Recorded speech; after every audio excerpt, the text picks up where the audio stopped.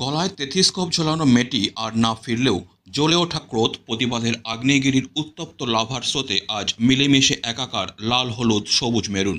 এই মুহূর্তে ধীরে ধীরে শাসনের রক্তচক্ষুকে উপেক্ষা করে জলপাইগুড়ি সহ সমগ্র বিশ্বের রাজপথের দখল নিচ্ছে মানবতা।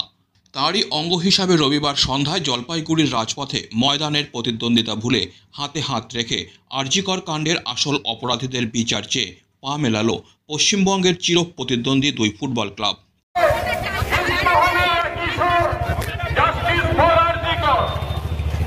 এদিন আরজিকর কাণ্ডের প্রতিবাদে শহরের ইস্টবেঙ্গল সরণি এবং মোহনবাগান সরণি থেকে চির প্রতিদ্বন্দ্বী দুই ফুটবল ক্লাবের যৌথ প্রতিবাদ মিছিল যেন আরও অনেকটাই বাড়িয়ে দিল গলায় তেথিস্কোপ ঝোলানো মেয়েটির অকালে না ফেরার দেশে ঠেলে দেওয়ার প্রতিবাদে জ্বলে ওঠা মানবতার আগ্নেয়গিরি থেকে ছিটকে বেরিয়ে আসা উত্তপ্ত লাভার স্রোতটাকে।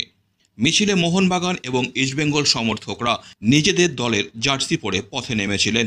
মিছিল থেকে যেমন আজকের ডার্বি বাতিলের প্রতিবাদ করা হয়, তেমনি তরুণী চিকিৎসকের মৃত্যুর বিচারেরও দাবি করলেন ক্রীড়াপ্রেমীরা।